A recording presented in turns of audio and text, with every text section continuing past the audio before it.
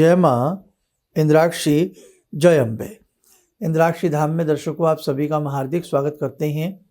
आज के दिन जिन जातकों का जन्मदिवस है, मैरिज एनिवर्सरी है, उन सभी को हमारी तरफ से बहुत बहुत शुभकामनाएं। आज हम बताने वाले हैं जन्म पत्रिका में एक जड़त्व योग होता है।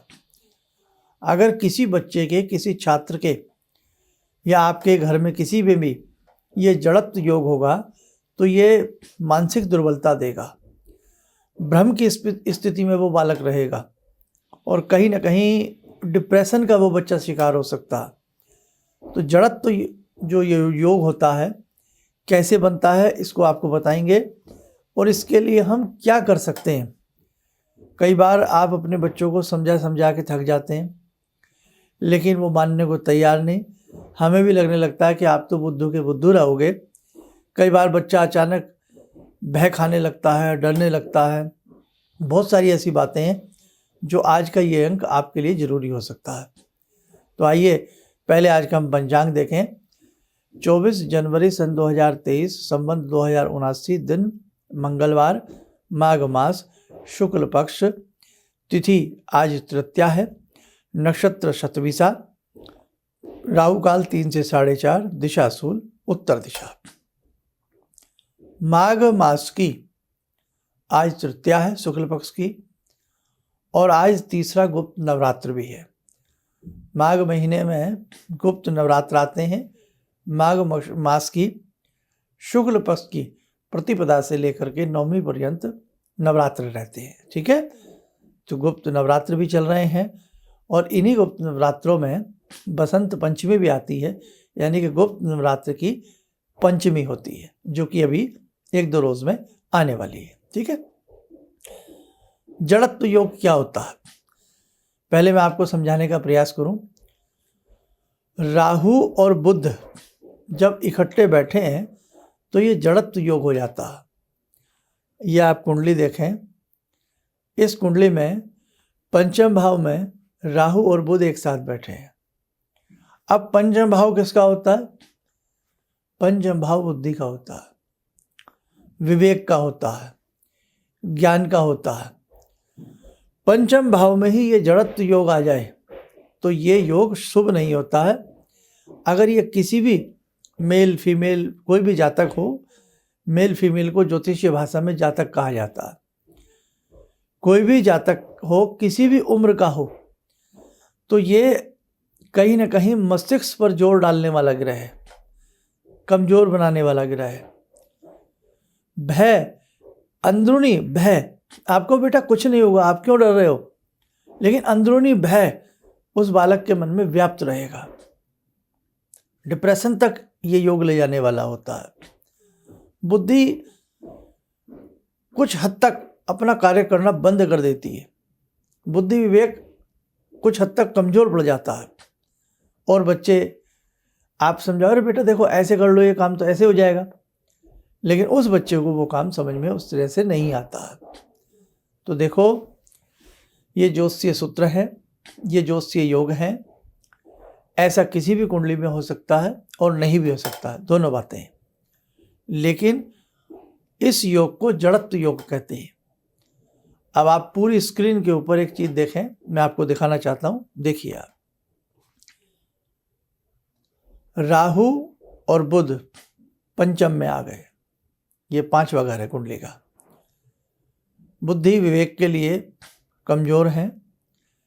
यही राहु और बुध छठे भाव में से नीचे आ गए। मन में हर समय भय व्याप्त रखेंगे। बीमारियों का जन्म हो सकता है। बीमारी कोई नहीं है, कोई बीमारी टेस्ट में नहीं आएगी, लेकिन फिर भी आपको लगेगा कि हम बहुत बीमार हैं। यही योग सप्तम भाव में चला जाए तो भी बहुत अच्छा नहीं माना जाता। वैवाहिक जीवन में कहीं ना कहीं ये योग उलझन पैदा करता है। यही योग जन्म पत्रिका के प्रथम भाव में आ जाए, देखो पहले घर में भी ये योग आता है, तो भी ये मन को भय आतुर बनाता है, मन को कमज़ोर बनाता है और कहीं ना कहीं जिस हिसाब से मानसिक संतुलन को भी ये कमज़ोर बनाने वाला योग होता है। ऐसा कुंडली के 12 भावों में कहीं भी ये योग जा सकता है। और जब ग्रहों की गोचर स्थिति आती है, ग्रह बदलते हैं, तो अनेकों बार ऐसा होता है कि राहु बुध के साथ आता है, और जितने समय के लिए बुध वहाँ रहेगा तो आप कहोगे नहीं मैं पहले ऐसा नहीं था, लेकिन अचानक मैं डरने लगा, अचानक मेरे मन में ऐसी बातें आने लगी, डिप्रेशन होने लगा, मानो मेरी बुद्धि ब्लॉक हो गई हो, लॉक हो गई हो। तो ये सब चीज़ें ध्यान रखा करें। छोटे छोटे योग भी ना हिला डालते हैं व्यक्ति को। और आगे बच्चों के एग्ज़ाम भी आ रहे हैं, अगर किसी बालक की कुंडली में है तो दिक्कत होगी।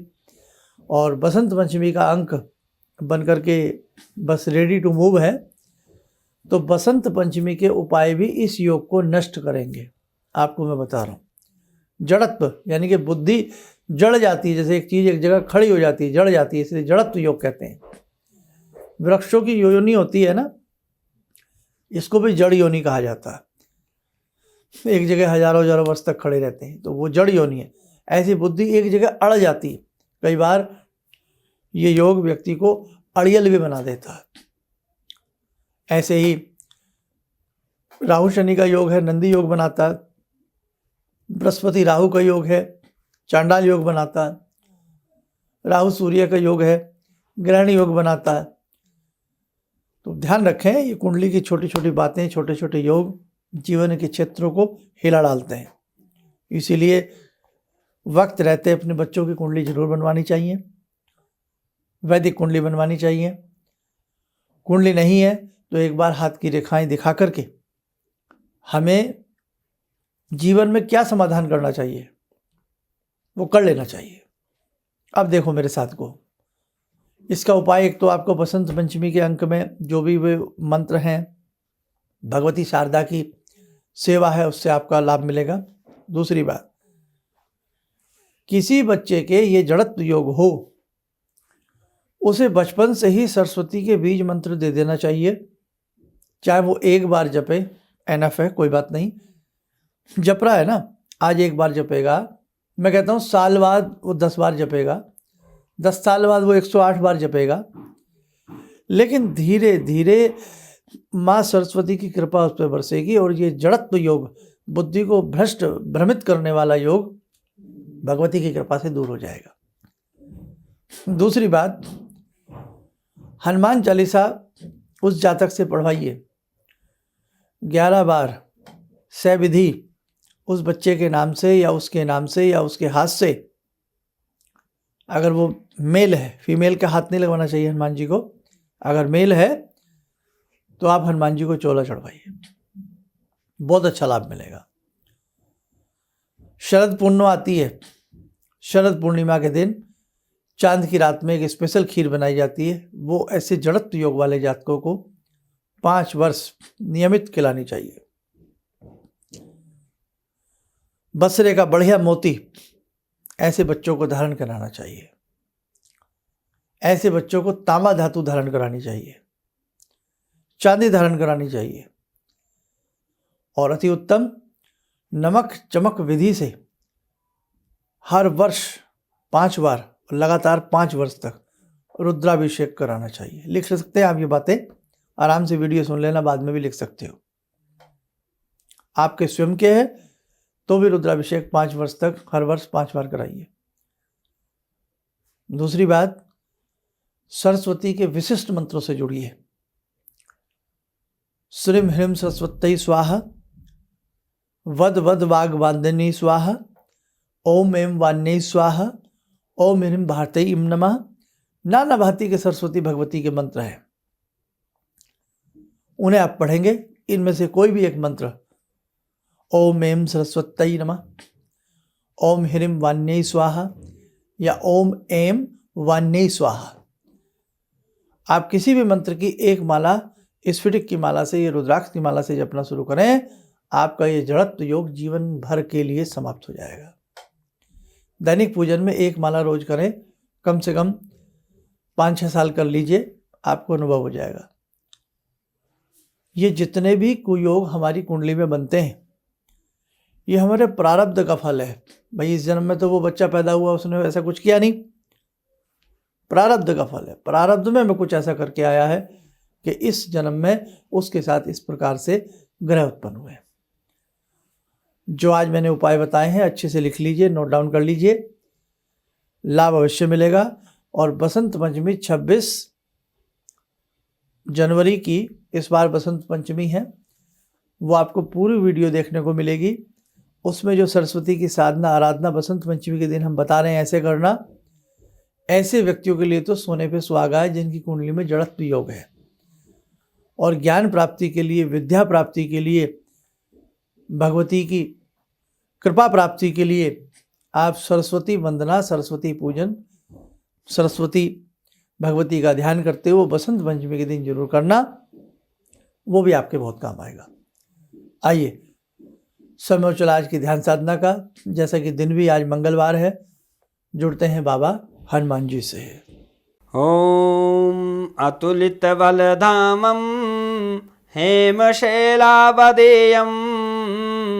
धनुजवन कृशानु ज्ञानिनामग्रगण्यं सकलगुणनिधानं वानराणामधीशं रघुपतिप्रियभक्तं वातजातं नमामि।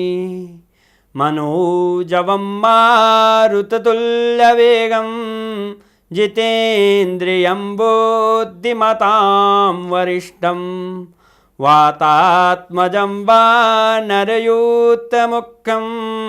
श्रीरामदूतं शरणं प्रपद्ये। श्रीरामदूतं शरणं प्रपद्ये। रामाय रामभद्राय रामचन्द्राय वेदसे श्रीरघुनाथनाथाय सीताया पतये नमः। श्री हनुमंताय नमः। कवच बना लें, ध्यान करें, बाबा का शुभ आशीष हम सबके ऊपर बरस रहा है।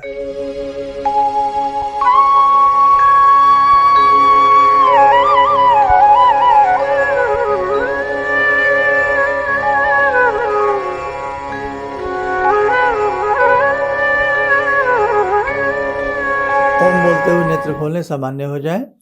देखो साधको, जीवन है, इस जीवन में हमें अपने आप को अच्छा बनाने के लिए, अपने परिवार को अच्छा बनाने के लिए, अपने समाज को, अपने राष्ट्र को, अपने देश को, विश्व को अच्छा बनाने के लिए हमें सदैव प्रयत्नशील रहना चाहिए।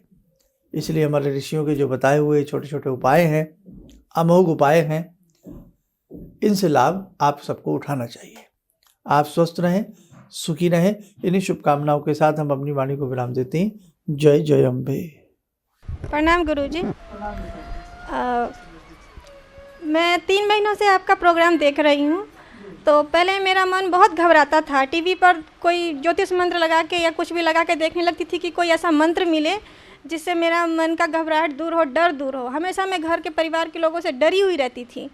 तो आपके ही प्रोग्राम में आपने दुर्गा सप्तशती ग्रंथ में से दुर्गा सती ग्रंथ में 32 सहस्त्र नामों के जो नाम बताए शक्ति स्वरूपा माता का, तो वो मैंने किया।